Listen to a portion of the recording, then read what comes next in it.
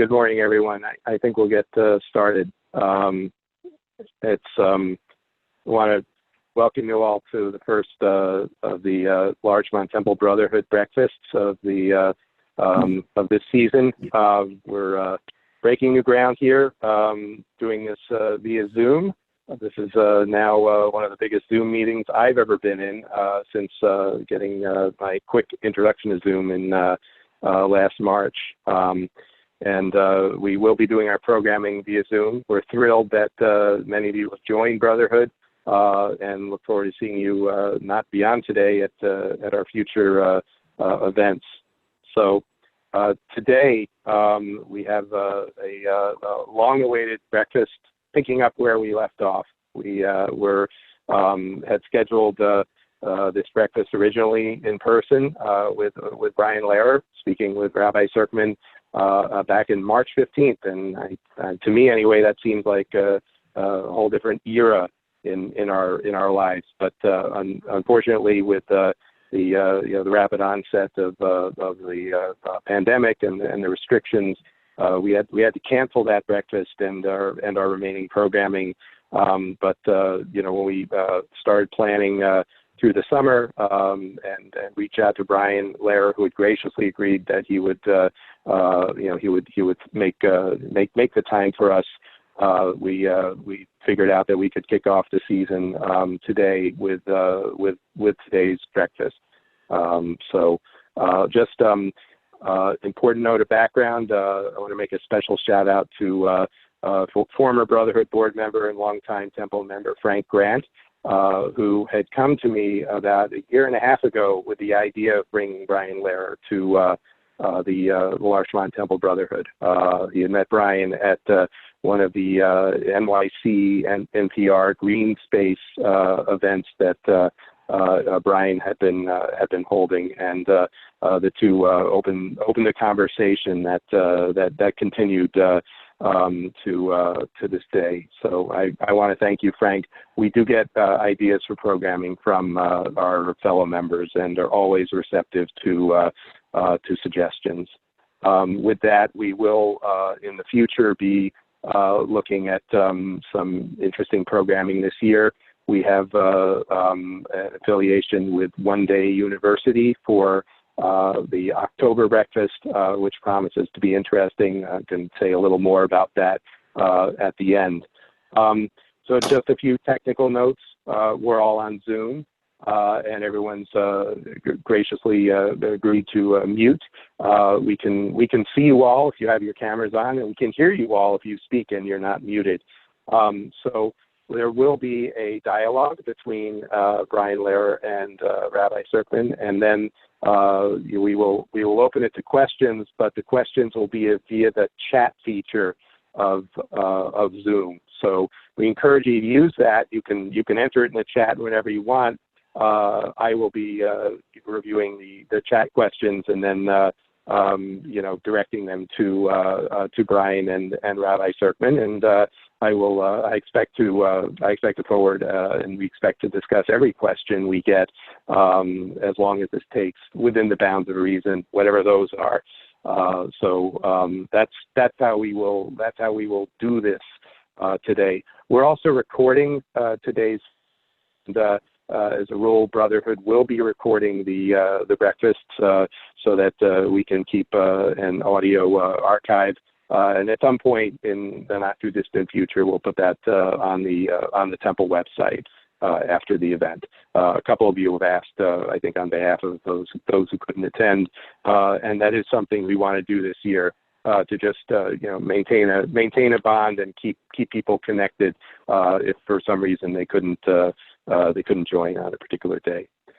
And so with that, I'll just very briefly introduce Brian Lehrer.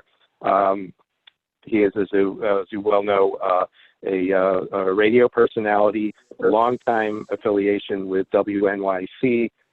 Their program is celebrating its 30th anniversary as the answer in a way to more right-wing talk radio that's out there in our society. And he can speak a little more about that. Without further ado, I will turn it over to Brian.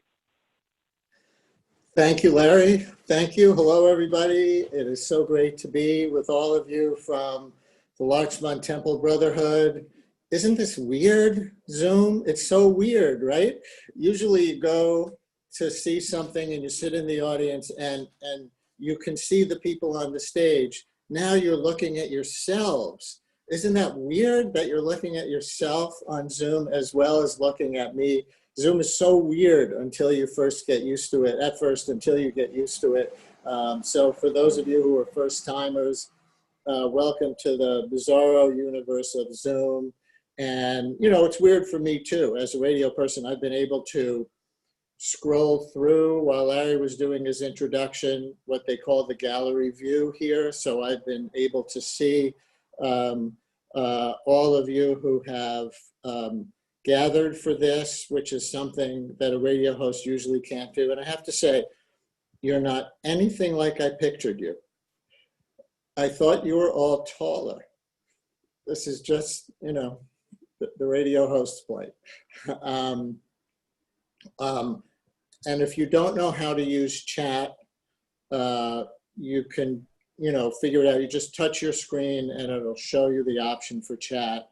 And then you can write your question there. And Larry, if you do a good job as a screener, picking out the most interesting questions, since I imagine we won't have time for everybody's question in the allotted time. But if you do a good job as a screener, then you can be a Brian Lehrer Show intern next spring semester and do it there. When I'm considering a career change, I'll let you know. Thank you. So again, thank you all for gathering. You can also chat, in case you didn't know, if you want to make snide comments to each other, but that I don't see, you can chat to an individual. You can pick out one of your friends. Like if you're seeing your friend here and you've been isolated from your friend for the last 6 months, you can chat to an individual who you see here if you know their Zoom handle, or you can chat to everyone. You know, just don't make the classic reply all mistake, which is trying to chat privately to somebody, but you send it to the whole group, because then you could lose a lot of friends that way. So yes, I've been doing the show for 30 years now. And I know what some of you are thinking, 30 years, that means I started, because last year is when we passed our 30th anniversary. We're coming on 31. So 30 years, that means 1989.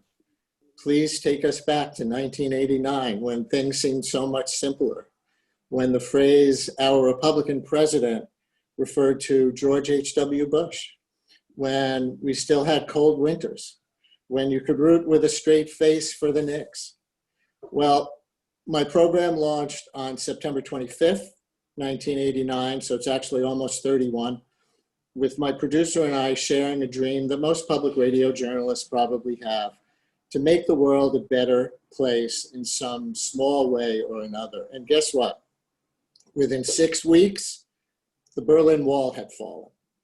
And my first thought was, this is going to be easy. And my second thought was, what will be left to talk about? This could get boring. Well, the 90s were complicated, but by the end of the decade, crime was down. The economy was roaring.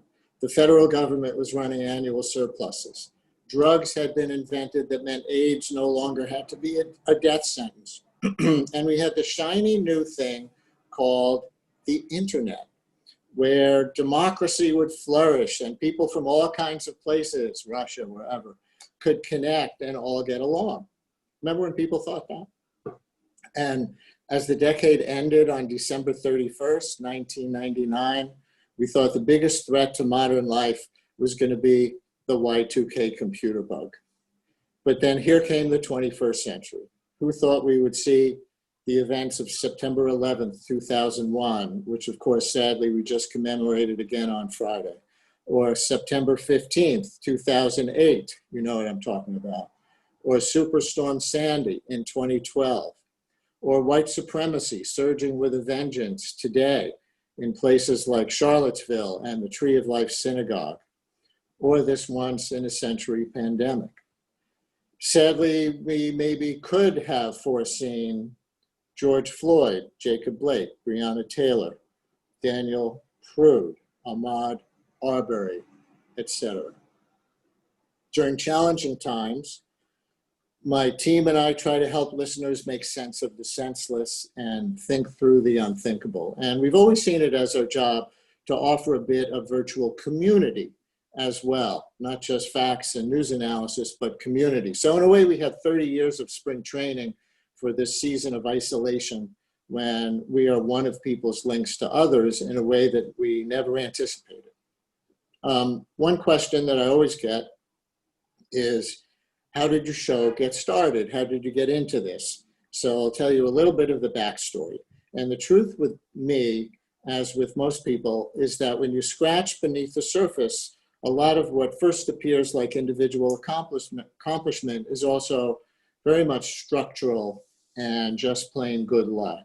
And the reason my show was launched in 1989 was not that I was out there as some kind of star waiting to be discovered.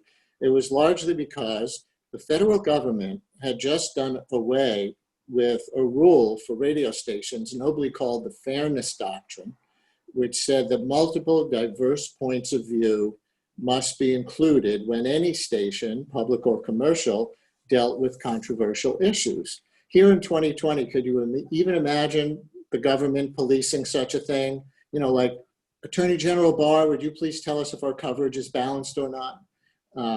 But that was the rule. There was a thing called the Fairness Doctrine. And so here's a little bit of the history. After they killed the Fairness Doctrine in 1987, opinionated talk all day, all night, 7 days a week, mostly conservative as it turned out, but not all, opinionated talk mostly replaced traditional public affairs programming because, frankly, the screamers and haters got more listeners and sold more commercials. So WNYC and some other public radio stations decided that not-for-profit media would take up the mantle. Public radio would carve out the space voluntarily to preserve what was no longer protected as a matter of law, good faith dialogue on issues that matter. And out of that space, a public radio talk show was born. It was born from that structural thing, from not-for-profit media seeing a gap, a public need where government and the market were failing to provide something essential. And so it's not, Larry mentioned, sort of alternative to Rush Limbaugh. It's not an alternative to Rush Limbaugh based on ideology. It's an alternative to things like Rush Limbaugh based on, that's about what he thinks, his whole show. And this is about what everybody thinks. And my opinion is allowed in, I'm a human being, but it's not about that.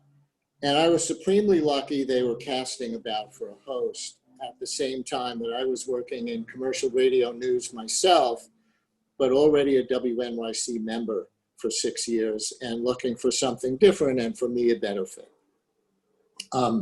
It's also structural that today WNYC has become one of the most important news organizations, and I'm not talking about my show so much as our news department, one of the most important news organizations in any medium for local and investigative reporting. And that certainly wasn't true in 1989 when the news department had only 4 very hardworking people, and the big stories were almost always broken by something we used to call newspapers. And in those days, I used to think that being listener supported just kept us independent from commercial pressure, kind of an alternative to the mainstream, a super cool alternative, we like to think, but kind of boutique. But today, as most of you may know, the advertising-based business model for for-profit news has been sputtering, especially in local news. So the old structural reality has been stood on its head. Today, ironically, being listener supported, when people can donate directly if they find value in what we're doing, as a matter of economics, makes us more stable than a lot of commercial media and therefore central to keeping real journalism viable in the greater New York area. No one would have predicted it. Our show won a Peabody Award for what the committee called radio that builds community rather than divides. And we strive to be that in today's polarized world. If I'm proud of one thing, it's that the community we've been building is broad. If you've been listening to the show lately, you know that when I've asked for anyone from people who work on Wall Street to people who've had to sleep on the street to call in, they call in. When we invite police officers or people protesting police misconduct or people working from home or essential workers who have to go out or those who got laid off altogether or immigrants originally from anywhere from Nigeria to Norway, they call in. Jews, Christians, Muslims, atheists, Trump supporters, AOC supporters, they all call in, which also means that they're there to listen to one another. And I think it's only or almost only on public radio, the talk show doesn't simply mean talk. It also means listen. I will add, however, that we also run the show on the belief that you don't just build community by welcoming people in, you also get there by stating the truth before your eyes, by calling out lies and corruption and hate when you see them. I think if you can't call out those things, you can't be an honest broker. And the balance has changed, I'm sorry to say, on how much of our time needs to be spent on that in an era when there's a concerted effort to convince people that truth isn't truth. We've got to state the plain facts before our eyes. But then we try to offer a good faith welcome mat at the same time, very broadly. Hopefully the combination rings true. I'll give you a few more behind the scenes glimpses and then some thoughts on where I see the presidential race. I've been doing the show from home since Monday, March 16th. Now the original event, this event was supposed to be Sunday, March 15th. And we canceled it during that week by mutual agreement, the temple and me. So it was exactly 6 months ago that was canceled. 6 months this coming week, 6 months. And then the next day we canceled doing the show in person and I started doing it from home. And the wonderfully resourceful WNYC engineering team came up to my apartment and installed a makeshift studio on the table in my dining alcove. I had never used or heard of Zoom before. And now it's indispensable for our team, just as it is for this event. After the 10 a.m. to noon show every day, the producers and I have a 12:30 meeting on Zoom that can last up to an hour and a half. And in the pre-pandemic old normal, our post-show meetings wouldn't last that long because we could always pop over to one another with ideas or questions at our desks through the afternoon. Now we try to get as much of our daily communication done in one meeting as we can, though we also use email and the telephone as needed through the day. I will say that mostly I'm amazed how not different doing the show is from home while we're on the air. It's still me and the microphone and the computer to see the calls that are ready and talking to guests on the phone. We've always been a phone-oriented show anyway, not so much an in-person show because we're always trying to book people on short notice within the news cycle. So quick access is more important than pristine sound quality. And frankly, as long as the phone line is decent, and you can ask yourself this question, those of you who are listeners, very few listeners even think to ask themselves the question of in person or on the phone. Probably never even noticed unless something was going wrong. And some guests are also on Skype, which is supposed to simulate in-studio sound. And sometimes it's great, but sometimes Skype sounds kind of hollow in its own way. That's a little background on the show and the pandemic. The presidential race, I'll give you 3 short observations. One, when people say there are no undecideds this year, or so few that it's all about turnout, I don't completely buy it. The margins of victory for Trump in 2016 in the key swing states were so tiny, less than 1% in Michigan, for example. So there are potentially just enough people in the margins who might either be more scared by Trump's actions on the pandemic, or what they see as Trump thumbing his nose at democracy, or what they see as Trump using racism and racial divisiveness to sell his brand, or they might be more scared by what they see as rising crime and political violence and socialism and the squad and whatever that all signifies for them, and are on the fence. So the campaigns are trying, in a sense, even in this untraditional year, to walk a very traditional line, which is appealing to their opinionated bases to maximize turnout while appealing to the middle to grab those few swing voters that they can grab. Few, but maybe enough to make just that difference. Number two, fasten your seatbelts for some October surprises, especially because Trump is, let's face it, a master of the media stunt. That's why the convention featured a live pardon presented as a surprise to the man's wife, like a game show. Did you see that moment of the convention? It was like, you've won behind door number 2, the right to vote again in America, because that's what you get when you're pardoned.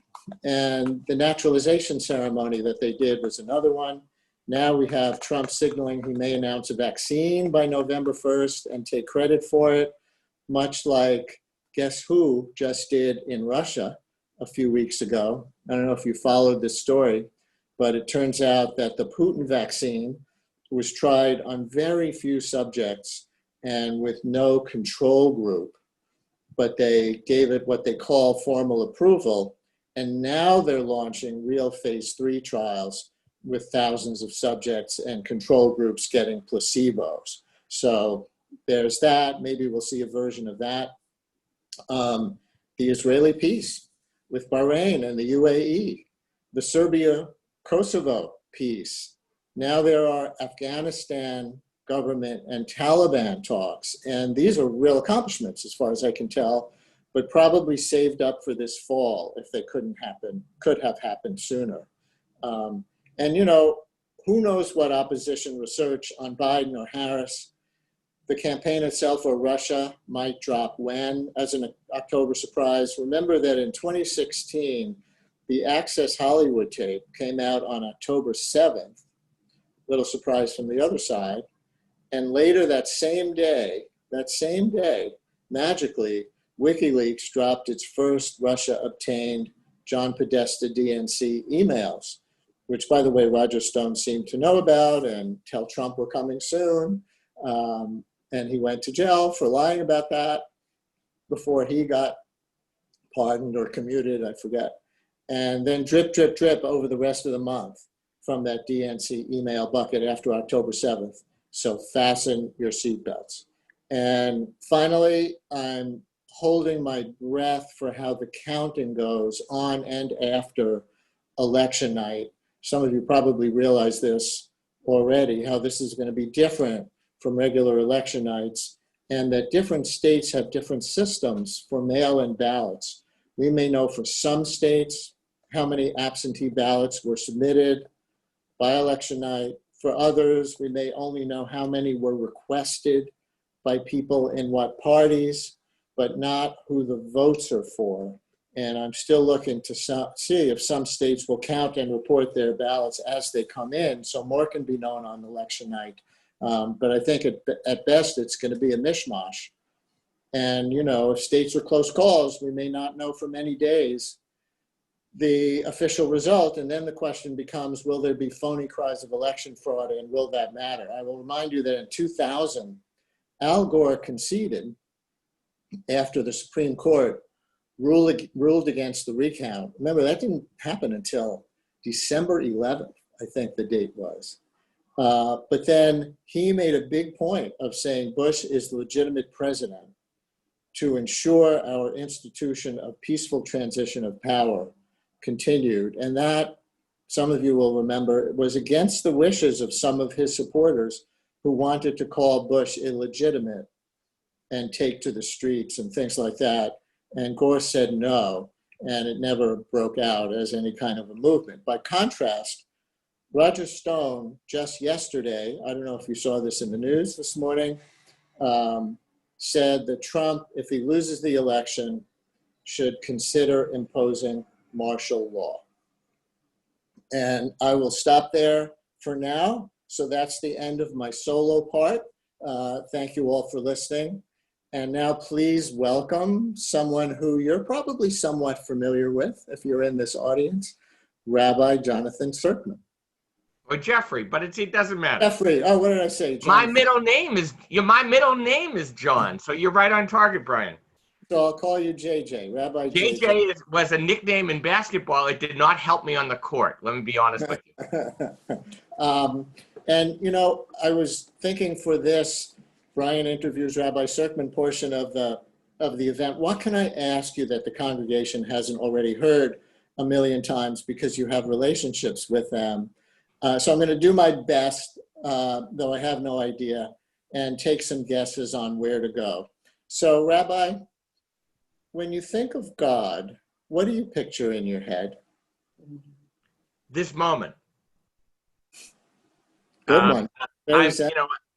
Brian, first of all, am I allowed to preface this by answering the question? Because it's lead-in. So I'm going to give you a Jewish answer, Brian. Is that okay? Maybe in this context, it's required. I don't know. It's required. So let me honestly say, I have no desire to speak right now because I think I tune in every morning that I can, and it's most mornings, even if I'm in the middle of things, to listen to the Brian Lehrer Show. I've been doing that for the better part of 25 years.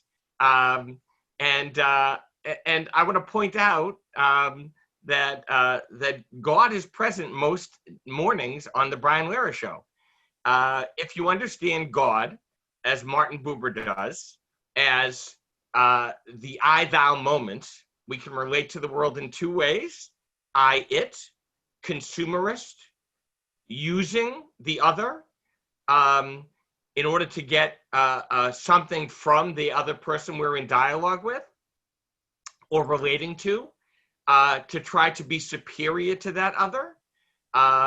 Or we can try to enter an I-thou relationship, which means that we truly relate in a non-judgmental, open-hearted, listening and receptive way in the moment, not trying to gain anything, but being open to giving all we can and receiving what we might.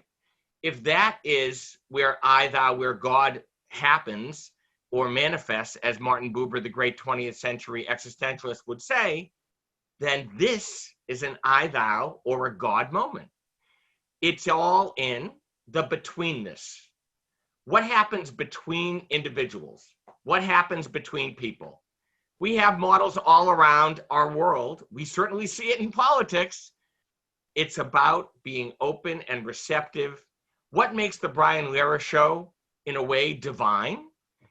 It's all based on dialogue. Brian Lehrer doesn't realize how much we are similar. I started in 1987. Brian Lehrer in 1989. Brian Lehrer won a Peabody Award for radio that builds community rather than divides it. This is my 34th year at Larchmont Temple trying to create community. What's the community based on? Covenant. I would say that Brian Lehrer is a covenant constructor.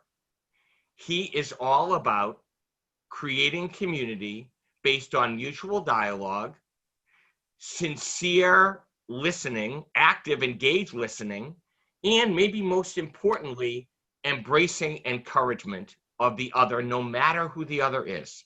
That is where God dwells. That's a lovely answer about God and an unexpected endorsement. I now have a new blurb to add to my resume if I ever need one. And I will write it. I will gladly write it. Too generous, and thank you. All right, I'll throw something else at you. If that's how you think of God, which is, you said, this moment and between people, what does it mean to be a Jew in 2020? Is it peoplehood? Is it a moral code? In the modern world, what is Judaism for? The answer is yes, which is the right Jewish answer.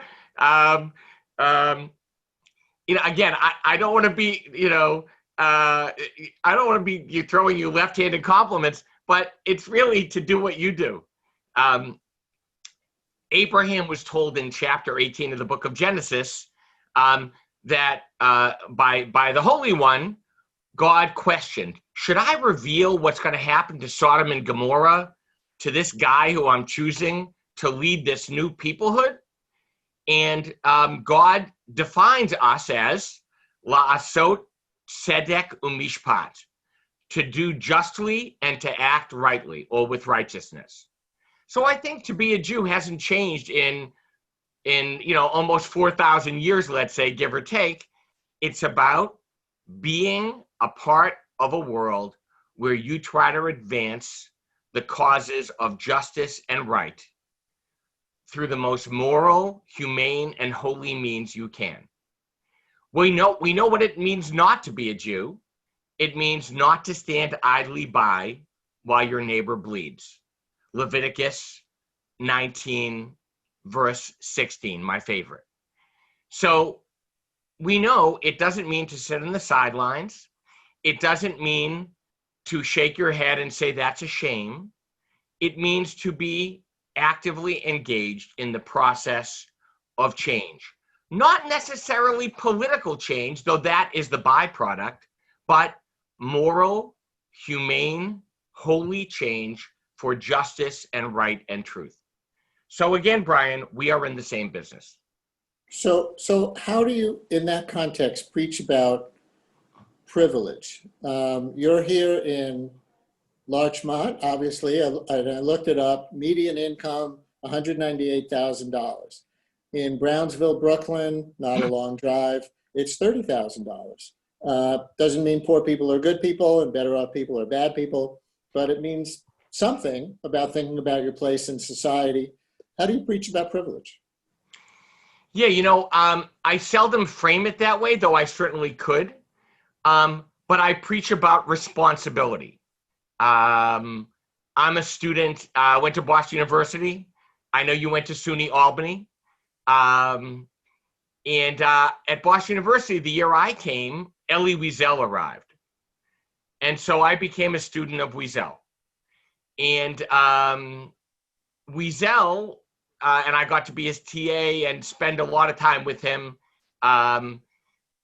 getting a master's degree in theology before I went to rabbinic school. So Wiesel spoke in class, and then it later was written down, the opposite of love is not hate, it's indifference.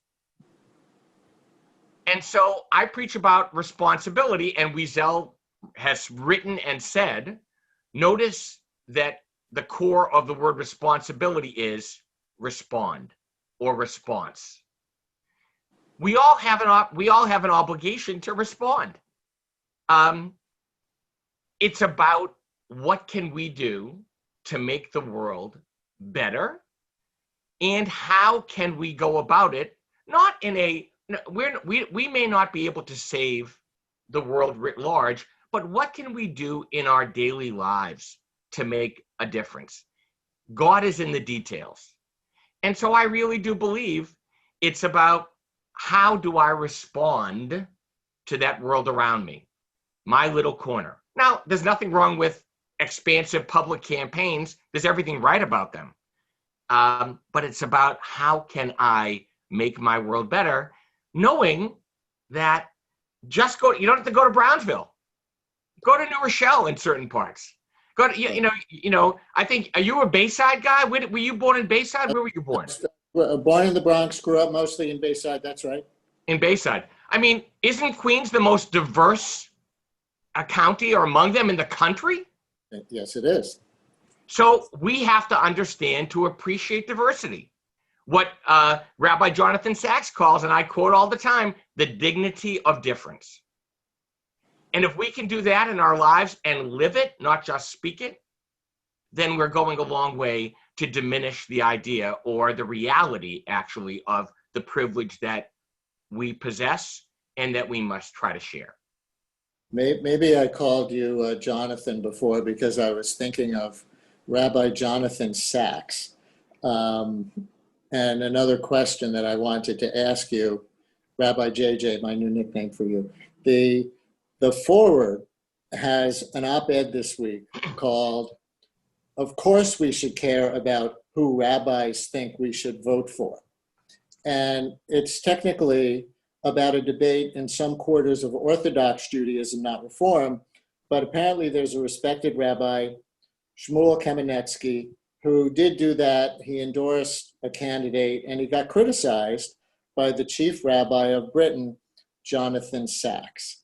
So I guess my question is, should rabbis make political endorsements, and do you make endorsements? Yeah, but first of all, thank you for the question. It's good to see you. Be well. The truth is, I have no need to make political endorsements because, as the Great Hebrew National commercial of years ago, you remember the Uncle Sam commercial, we listen to a higher authority. So I am here to teach morality and the values that we should be guided by in our lives. I happen to pull out, not because I'm reading it for a whole nother purpose, but in 1966, the great Rabbi Abraham Joshua Heschel, who walked alongside King, who was the only rabbi to be asked to speak at King's funeral, who was arrested along with King in Selma, and who walked over the Edmund Pettus Bridge. We hope there's a new name change there to the bridge. King wrote, "No religion is an island," back in 1966. Here's what he says. And the language is, of course, gendered. But Heschel says, "Man is never as open to fellowship as he is in moments of misery and distress. Indeed, there is a light in the midst of the darkness at this hour, but alas, many of us have no eyes. No religion is an island. We are all involved with one another. Spiritual betrayal on the part of one of us affects the faith of all of us." King said it in a different way. We are bound in mutuality, and so I think the answer to that is, I am preaching and teaching the values of our peoplehood. The values of our peoplehood understand, in fact, the most oft cited law in Torah is, you shall take care of and care about the stranger. You shall not abandon the stranger, for you were strangers in the land of Egypt. 36 times, a significant number, double high. So that how can we make that true and live that truth and that teaching in our lives? You shall not stand idle while your neighbor bleeds. We are here to care for one another. The Boston accent, not the British accent, comes out, Brian, now and then. So if we're here to care for one another, and we are here to be a light to the nations, how do we use our vote in order to foster those values? I leave it to the people around me, and I think it's probably no secret where I stand, but that should not be the guiding factor. It's what Torah is teaching us to bring to life. How can I be more of a mensch, more humane? How can I open up windows and doors, not build walls that separate us artificially and divide us? How can we care for the neediest in our nation? If we do that, then we'll know where our vote should take us. And now that you've referred to your Boston accent, I won't bring up the whole Red Sox thing so that we don't get into something really divisive. But on that, maybe we should start taking questions. Well, can I ask you a question, Brian? Of course. So first of all, I mean, again, true confession, full disclosure, I'm a big fan. I'm a big fan because I really do see you as a shining light because of the kind of dialogue you foster. I did check out the New York Times article, which said your success is you're part Mr. Rogers, part Tom Brokaw, part policy wonk, which is such an apt description. later, the writer of the piece called you part civic treasure, part municipal therapist. And I think your job and task and function in professionally and personally is probably a lot like mine. So I'm going to ask you the question that people sometimes put to me. Isn't it tough to be that facilitator when you feel so deeply about an issue and not to share your personal perspective in the frame or in the show? It's a wonderful question, and it zeroes right in on what I think is one of the hardest parts of doing what I do. And I will say that I think along these lines or so many others, whatever parallel you may draw to yourself, your job is harder, I'm sure, and much more intense, because I might do it sitting in a studio or in my dining alcove these days for a mass audience. And, if I am seen as treating people well when they're on the phone with me on the show, that's great. But you have these ongoing, deep personal relationships. And, I try to be humble enough to understand the difference between whatever ways I might be building community and what people who are really doing it on the ground in the ways that you do are doing. But to answer your question, it's harder with today's polarization to try to be both a truth teller and a community builder than it has ever been. When I present debates or both sides of an issue or controversial guests, more people than in the past will say that I'm presenting false equivalencies, or why are you giving that liar or that offensive so-and-so a platform? And on the other side, when I state observable facts, like Trump lies more and more severely than other presidents I've covered, which is a documentable and documented fact by not me, people will say, oh, you're on a side, more quickly than in the past. And so all I can say is I try to walk that line as effectively as I can. And people will fall off on one side or the other and not trust me as a result at times, but I try to walk that line.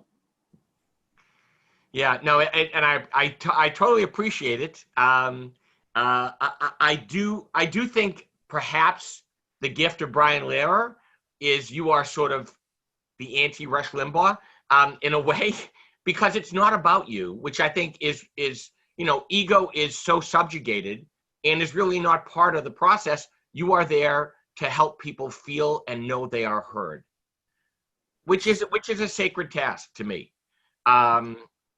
I guess we have to open up. I have more questions, by the way, that I'll work in along the way, because I just prepared this for us to have coffee, Brian, and let those Jews out there just listen.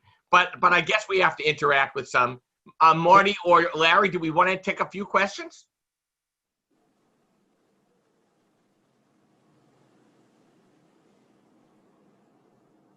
If not, I'll have questions. We don't hear you, Larry. Yeah, I think if you just keep going, that would be great. Well, we have a number Larry of may have questions. some questions. Can you hear me now? You should be able to hear me now. We do. Okay, I have a number of questions submitted. Give me 1 second. What I've actually done is prepared I actually copied them to Word document.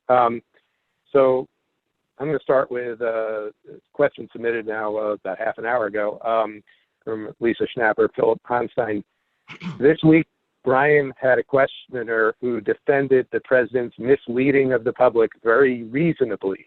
What are your thoughts about those people who defend unreasonable positions very reasonably as far as the dangers this poses, as opposed to bombast?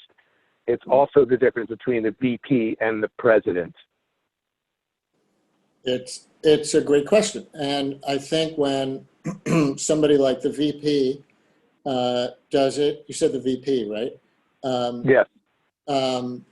It's part of the strategy to play sort of good cop, bad cop, and be a sort of explainer in chief for the president if he seems irrational or overboard in any way to a lot of people. And then not just the vice president, but other cabinet members, press team, people like that, surrogates in the media go out and try to put a rational face on it.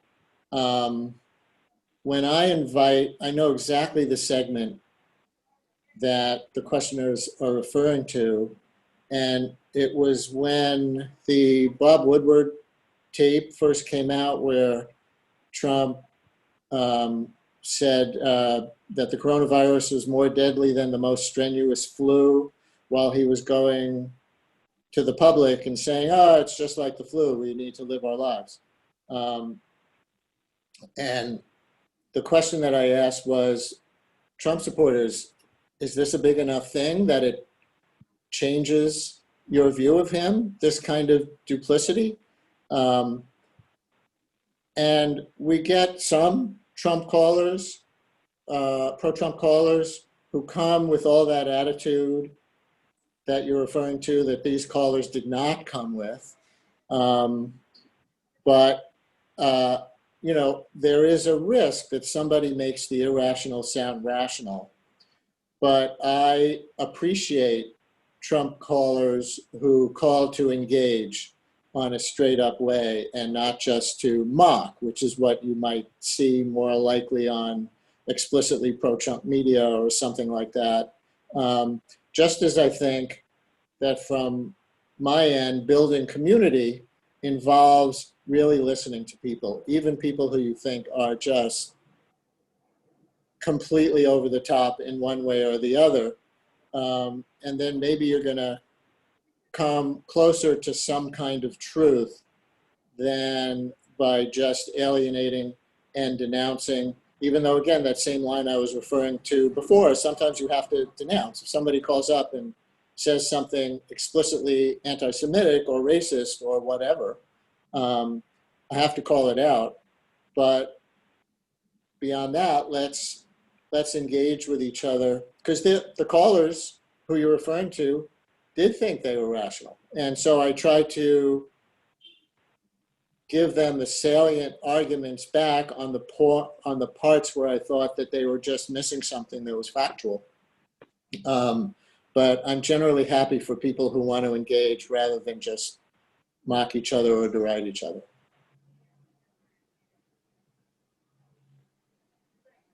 Okay, that's great. I have a few more that are in the political vein, which I guess shouldn't come as a surprise given where we are. Steve Felgren asks,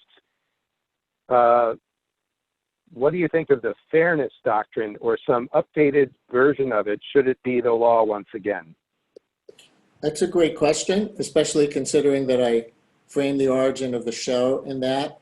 I was always ambivalent about the fairness doctrine once I became aware of it as an adult. And I think that it, on the one hand, is obviously, it aims at something virtuous, which is to require media to have balance on controversial points of view.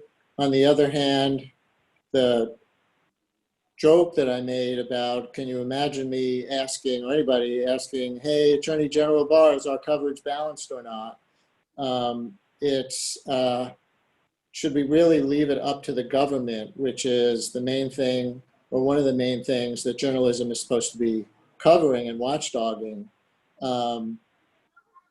to make the ruling on that? I think that the fairness doctrine was pretty well fairly applied when it was in effect, which is they really weren't micromanaging. They were making sure that that generally responding points of view were given to a station editorial or to whatever. So I think it largely served its purpose, though I'm a little bit skeptical about government being the watchdog for that. And so that's my ambivalence. Okay, thanks. So moving along. Hold on 1 second. There. The next question, a little short to the point, Brian. If Donald Trump called in, has he ever? What would you ask him? It's a good question. I'm not prepared because I don't expect him to ever call in. What would I ask him? Well, I would hope that I would have a question set ready on one thing. That's how I'll answer this. Because one of the things that I see happen at the news conferences so frequently is that a reporter asks a good, meaningful, legitimate question that tries to get a real answer on something important, and he'll give whatever answer. And because they're going around the room in a news conference giving people turns, if he gives an evasive answer, there isn't much of an opportunity for follow-up. And so rather than try to be scattershot when there are so many things you could talk about, after that call, if it went my way, I'm sure people would start tweeting and emailing and calling up and saying, why didn't you ask him about this? Why didn't you ask him about that? But I would hope that I would have one good thing that I would be able to ask real follow-up questions on and get it and get to something meaningful. I will recommend one interview that I saw with Trump as maybe the best ever just recently. It was the correspondent Jonathan Swan from Axios. And I don't know why Trump sat with him, but Swan went deep and deep and deep about some coronavirus things, about some race things, and got to real answers. I would hope I would do a version of that. Okay. Related to this, the next question asks, have you planned your November 4th show? Do you have one show planned or two alternative versions? That's good. These are great questions. That's a great question. We haven't gone that far. I'll promote one thing, that in addition to the November 4th show the morning after the election, we have already planned a 2-hour evening national special that I'll be hosting from 8 to 10 p.m. that night. And so, of course, we will be looking to see if that's a results analysis show or an ongoing counting and claims and instant lawsuit filings show, and just holding our breaths for that. I will say that, like most other people, on Election Day 2016, they had asked me to come on and help ride along on our local morning edition portions the next morning, not just on my show. And I had some thoughts in mind, very specific language and stuff I was going to use about the election of our first woman president and what it signifies.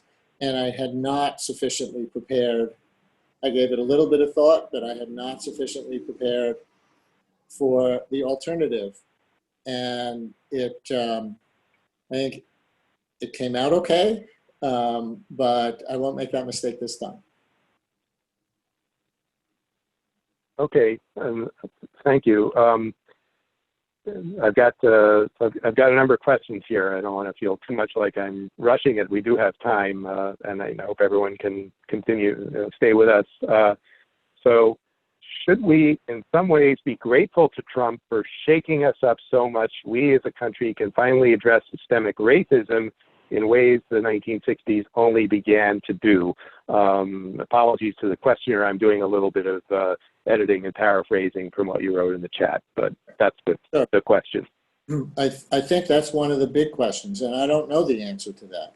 But I think there is an opportunity for that. I think we saw it begin in the Me Too movement in 2017, which in a certain respect was an outgrowth of the Access Hollywood tape, and that was so much at the top of people's minds and emotions, And then when the Weinstein story was written in the New York Times, which wasn't until that fall, it was October of 2017.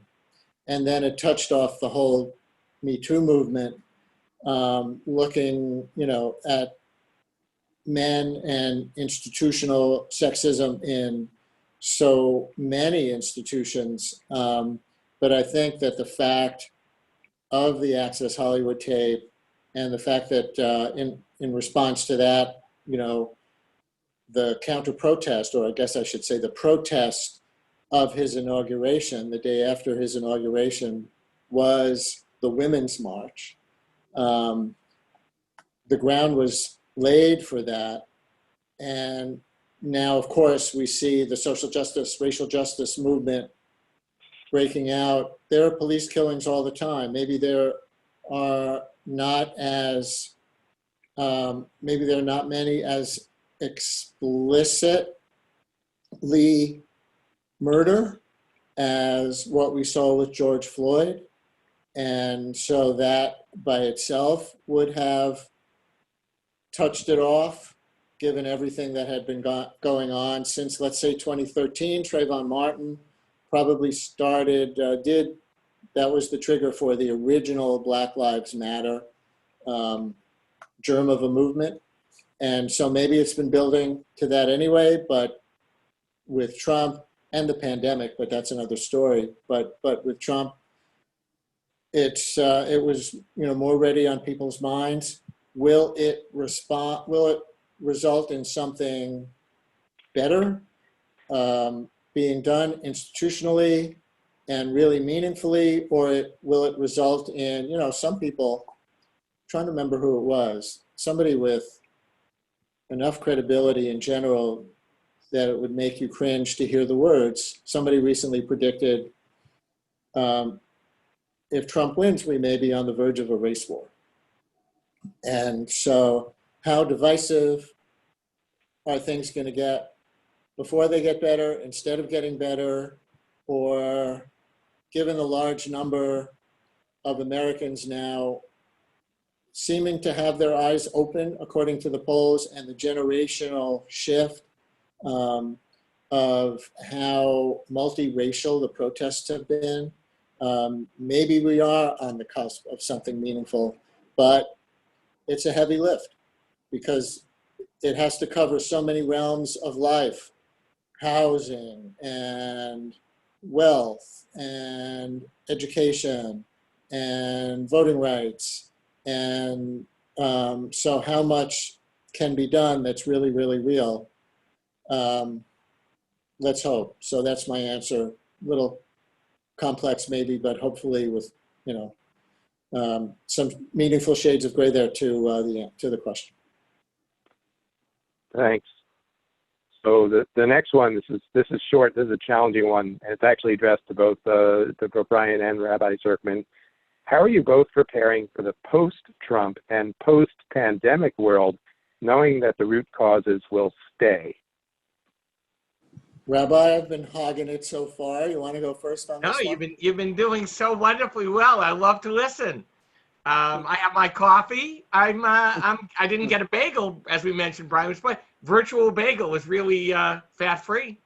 I'm going to guess Michael Feinberg asked that question. Not that I want to call him out, because I know he's a visionary, and so he did. Full disclosure. I'm going to give some high holiday sermons that are going to address the subject. I'm preparing for it in the same way I'm preparing for right now, which is to try to every day wake up and do what I can, certainly in this little corner, to create a more covenantal, humane, and holy world. And that might mean, depending upon what happens on November 3rd, doubling down a bit or reaching out even more. We have a wonderful dialogue group that started back in July based on an open Oneg Shabbat that we had with the Straight Gate Church, the largely Black Pentecostal church with whom we are brothers and sisters in faith and in hope. And so now there's a dialogue group that started, and that's opening up to the whole congregation, those who want to be part of that monthly or even bi-weekly dialogue. And so it's going to ask us to do more of that.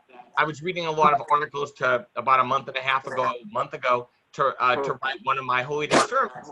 And one of the articles I read was by Chuck Lamphere from Notre Dame, the Ecumenical Affairs Director. Another one was by Alice Walton.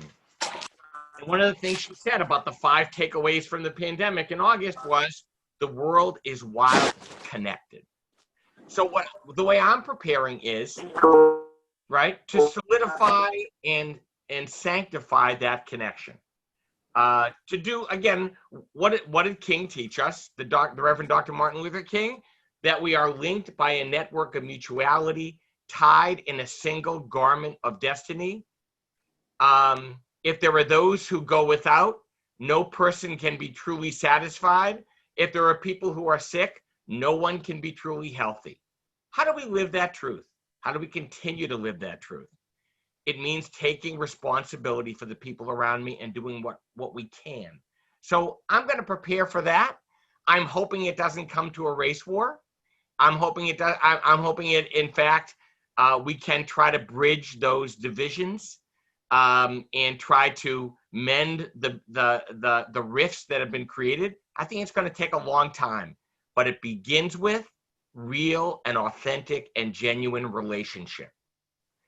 That's what it really is about. How can we hear the other?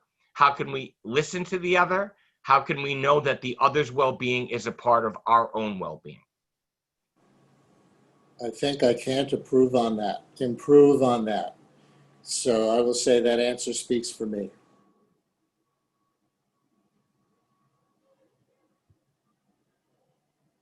This could be the last question, Larry. Am I right? What do you think? Do you have one more or no? It's up to you. I can't hear you.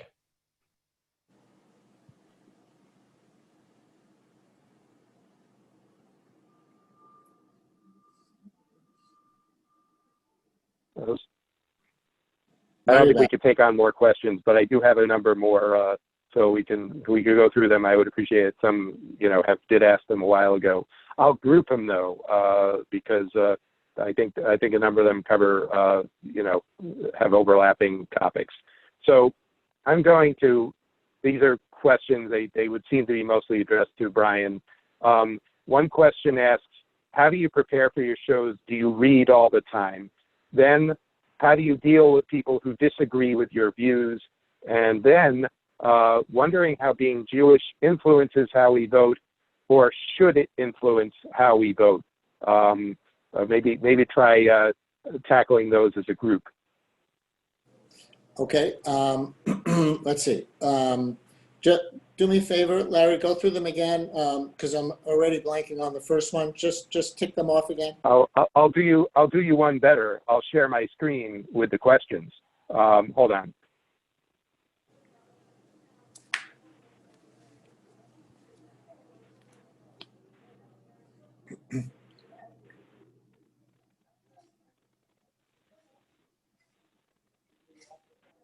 So this has been my my little technique here, recording the questions and putting them in a sequence. You should see them in bold. How do you prepare for your shows? Do you read all the time? How do you deal with people who disagree with your views? Wondering how being Jewish influences how we vote, or should it influence how we vote? Got it. So we can get to the others on the screen afterwards. On the preparation, the simple answer is yes, I read all the time. I'm constantly reading through the day. I have my phone and my iPad set so that I get notifications, for those of you who know what notifications are, from a number of news organizations. So when things are breaking that those news organizations deem sufficiently important, it'll just sort of pop up on my screen. That doesn't mean I'm looking at my screen 24 hours a day, but I might be doing something else. I might be doing some writing or reading of other material for the show. And so I am seeing breaking news through the day, or sometimes they use it to promote deeper articles that they're releasing. and those inform me. Obviously, I'm reading a lot of sort of assigned material, if I call it that. Like if I'm interviewing an author, I rarely read a book from cover to cover, but I spend enough time with the book and do enough reading that I have a sense, of what the author is writing, and some good questions, hopefully good questions to ask the author. And then same thing with articles, when the segment I'm preparing for is more news oriented, breaking news oriented or news of the day oriented. And then I will go down rabbit holes and read a lot in that way. So I'll read something that raises a question for me as much as answers it for a segment that I'm preparing.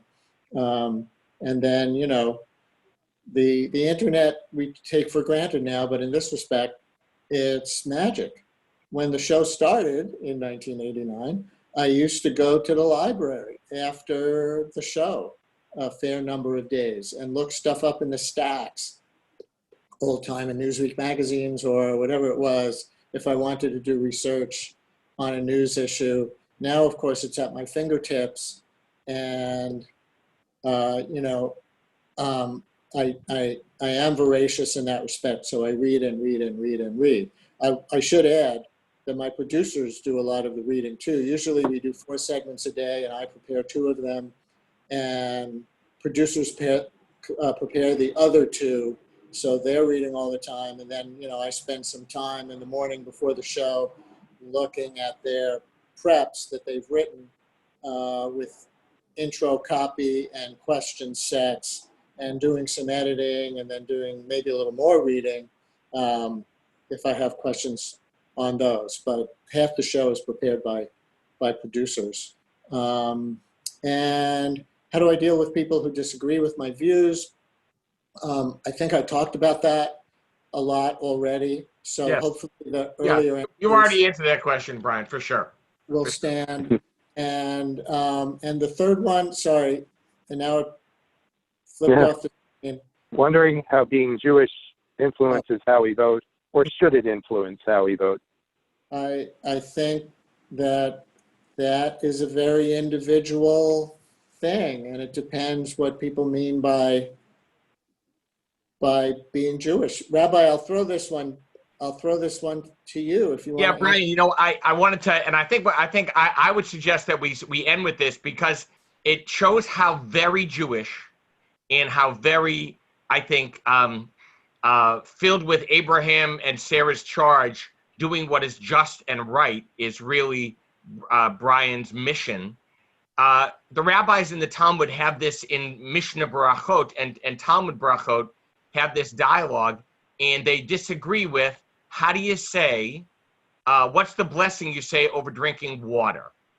And they get into this back and forth, and there's 4 different rabbis of the age of the Talmudic rabbis who are arguing.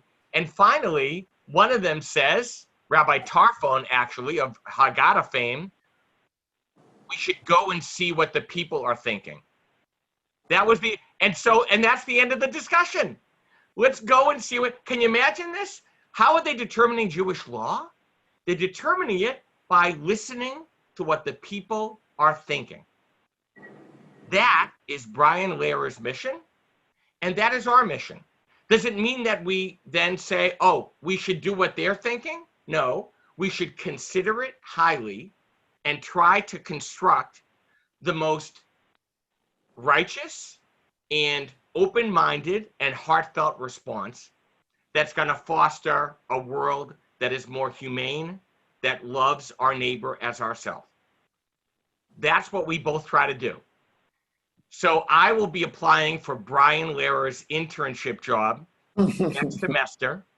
I'm not letting Marty Cannon-Geyser do it, or Larry Gutterman, because we are so very grateful to him for what he brings to the airwaves 5 days a week. We really could not be more thankful that he spent his time here with us for this past hour plus. And I would say that if you have questions, more questions, and which is great, what you should do is you should listen in and try to be a caller. That would be the best thing. Am I right, Brian? You are right. And Rabbi, thank you so much. Larry and Marty and Frank, who first approached me in the green space and raised the idea of this. Thank you all so much. Thanks to everybody here who took time on what is a lovely Sunday morning to sit in your living rooms or wherever you are in front of your phones or computers or whatever they are, and took part in the Zoom event. I hope it was meaningful, and I really appreciate everybody for coming out. And Rabbi, it's been such a delight to meet you in our one pre-interview and today. Well, it's a joy. I will continue to be a faithful listener, and I want to say to you, with my faith cup, and everybody out there, we're wishing you sweetness and health and wholeness and hope for this new year. Yes. All right. Well, thank you, Brian and Rabbi Serkman, for the wonderful discussion. Apologies, there are a few questions we ran out of time for. We see that participation is starting to flag, so we're learning as we go what the natural limit of a Zoom event is. We will be having another one on October 18th, where a professor from the University of Oklahoma will discuss the possible Jewish origins of Alexander Hamilton. When Marty came to me with that, hot topic from One Day University, I just couldn't resist. And we are in discussions with our presumptive representative-elect, Jamal Bowman, who has expressed interest in participating in one of our events. Don't have that 100% solidified yet, but I'm very optimistic enough, in fact, that I felt like saying it now. So stay tuned. For 1 second with one additional thank you, and that's to Jane, because I think she was the one making this technologically possible, and it's always the tech people, the behind the scenes people who who get left in the dust sometimes with thank yous. And I know, Jane, that you worked very hard on this, and the magic seems like magic when it's happening on Zoom, but it's really because people make it happen. So thank you for your work. Jane works hard on everything. We couldn't be who we are without Jane Sable-Friedman. So thank you, Brian. Absolutely, yes. The whole executive functioning of the temple and the Brotherhood events now, we're very grateful. Thank you. You can't say anything. You can't say anything. You can't. Okay. Shana Tova to everybody. We'll see you at the Holy Days. Yes. Shana Tova. Tava. Not to Shana Tova.